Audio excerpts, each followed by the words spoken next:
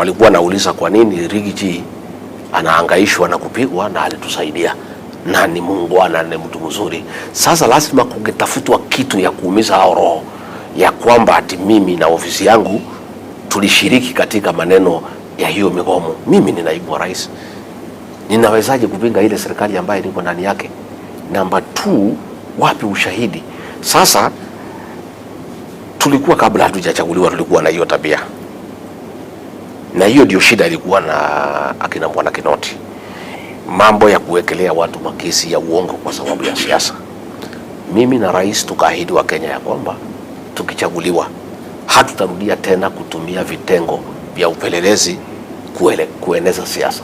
Mimi mwenyewe nilifunguliwa mashtaka ya uongo nikiwa mbunge wa Madera, na ilikuja kuondolewa saa ile tumeingia, wakaenda kotini wenyewe wakaswea affidavit kusema hakukuwa na ushahidi, ilikuwa ni mambo ya kusindikishwa, wanifungulia mashtaka ya uongo. Kuna watu wamekuwa wakijaribu kuhujumu maofisa karibu na mimi ndio wanipake mimi matope. Kama watu ya Gen Z ni wa Rigathi Gachagua, mimi ni mwanasiasa ako na umaarufu sana. Hakuna mwanasiasa yeyote Kenya angetaka Gen Z kuwa nyuma yake. Kama wanataka kunipea Gen Z kuwa ni yangu, nimekubali. Gen Z is a big force. Ukiwa na Gen Z utakuwa rais wa Jamhuri ya Kenya asubuhi. Lakini ukweli ni kwamba na kila mtu anajua, hata ukiuliza wananchi, ile hasira ilikuwa na Wakenya ya finance bill. Na nilisema nikiwa Mombasa, nilitoa taarifa nikasema mbona hatukusikiza Wakenya vile wanasema. Lakini mimi nimefurahi sana kwa sababu mahakama yetu ya Kenya ni huru. Hao watu yangu walikuwa wanataka kushikwa Friday, waangaishwe, wateswe bila makosa yoyote ndio wapake mimi matope. Mahakama kuu ilisema hapana, leteni kwanza hapa ushahidi kabla hamjashika hii watu, kabla hamjashitaki hawa. Kwa sababu rais wa Kenya alisema wenye kupanga hii maneno ni watu ya Ford Foundation. Ford Foundation inakuwaga Amerika. Ofisi ya Rigathi Gachagua iko pale Karen. Sasa mimi nauliza, watu yangu wanafanya kwa Ford Foundation, rais ndio mwenye kusema, ndio wako na ushawishi mkubwa katika Jamhuri ya Kenya, na kile ametamka kila mtu anaamini iko namna hiyo. Rais mwenyewe alisema, si mko na hiyo habari ya kwamba wenye kupanga hii maneno ni watu ya Ford Foundation. Sasa wafanyikazi wa ofisi yangu wanafanya Ford Foundation, na ndio mahakama kuu ikasema hapana, hapa iko dosari. Kabla hujashitaki kabla hujashika hii watu usiwashike, washtaki, leta ushahidi hapa, mahakama kuu iangalie kama iko ushahidi ya kutosha, wapeleke kotini. Na mimi nakwambia hakuna ushahidi iko. Hao ni watu wa ofisi yangu wananisaidia. Watahusikaje kwa mambo ya maandamano? Tena maandamano katika county 35 itapangwa na watu 35 counties katika Jamhuri ya Kenya. Na niulize maidara ya upelelezi, hii maneno yote ikipangwa katika 35 counties walikuwa wapi? Nafikiri ni mzuri tuheshimu Wakenya. Wakenya ni watu werevu, na tukifanya vitu zingine tuheshimu Wakenya. Tusionyeshe Wakenya madharau. Wakenya ni watu werevu, hakuna kitu hawajui. Uliza hao majenzi, uliza wazazi wao. Walikuwa kila mtu natoka nyumbani anapewa maji, anapewa fare. Hii ni kitu ilikuwa spontaneous ya kila mtu, na ndio rais alisema okay, nimesikia. Na hata hii majenzi alikutana na hao kwa X akawasikiza, ni kwa sababu alikubali ya kwamba walikuwa na something ambayo inataka isikizwe. Kwa hivyo mimi ningetaka kuambia wale wananiandama watafute sababu ambaye inaonekana imefikiriwa na akili na iko na miguu, lakini kujaribu kuhusisha mimi na wafanyikazi wangu kwa mambo ya Gen Z, hiyo ni kunikosea heshima, hiyo ni kunithulumu, na pia ni kukosea Wakenya heshima, kwa sababu Wakenya ni watu werevu. Na kwa ndo mareulia atiriri mbere ya muthaura haritie kwa ndo mareulia ni mwaragia na president uvoro wa maundu mama no mwiraga uvoro wa ofisi yaku gukorwa kwina ndo mara nimemwambia mimi nimemwambia rais ile yote inaendelea. Nimemwambia mara mingi, mwambia hii inaendelea. Siku ya kwanza hiyo watu yangu walikuwa wanataka kukamatwa, nilimwambia rais. Akaita hiyo wakubwa, wakakuja hapo, wakasema hii, wakaambiwa wakuja one page. Wewe kwa nini ulipigia huyu simu? Tunafanya kazi pamoja.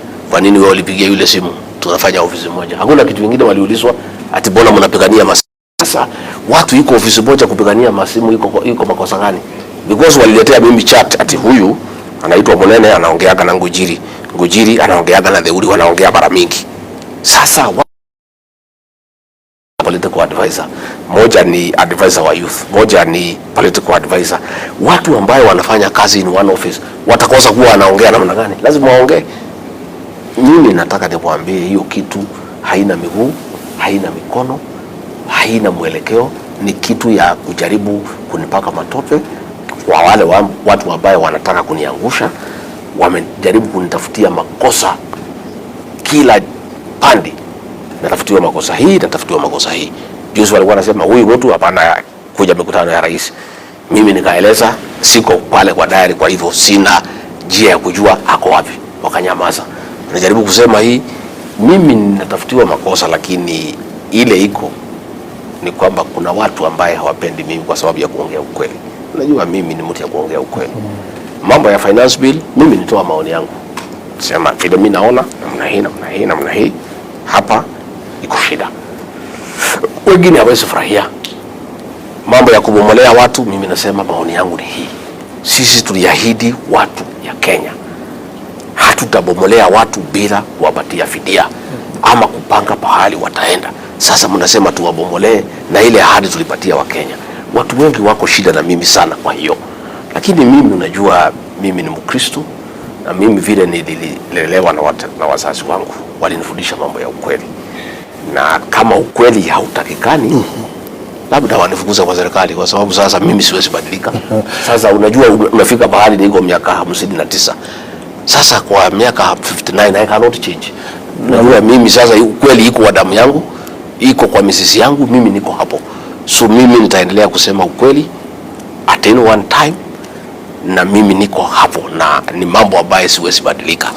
Na huo mpango ambao unasema kufukuzwa huko sasa kabla wajua Deputy President ulilaumu sana NIS na kwa hizi inconsistencies zenye tutaona, kwa sababu President alisema mambo ya Ford Foundation, akasema mambo ya Uhuru Kenyatta, sasa anasema ni wewe na ofisi yako. Do you still stand? Wewe unasema iko shida. No. Si nilisema Mombasa iko shida somewhere. Because sasa President amesema ni Ford Foundation. Juzi ameenda kutembelea Ford Foundation. Sasa what are we saying as a country? Rais wa Jamhuri ya Kenya amecondemn Ford Foundation, ndio ilitoa pesa ya kuleta maandamano Kenya.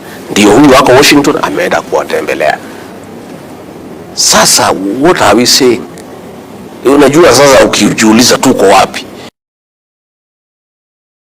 Bora wanasema ni Uhuru Kenyatta. Bora wanasema ni Gachagua. Bora wanasema ni nchi jirani. Which is which? Na ndio nilisema iko shida. Na hiyo hata wewe unajua iko shida. There is a problem somewhere because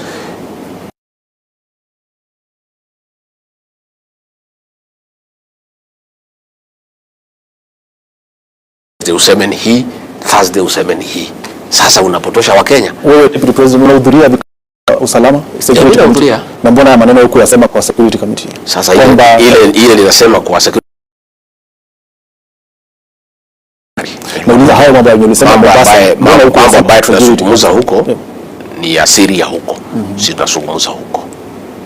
Lakini ilifika pahali nilitaka wakati huo niliongea Mombasa, kwa sababu Kenya ilikuwa ina maswali mingi, na mimi ni kiongozi pia.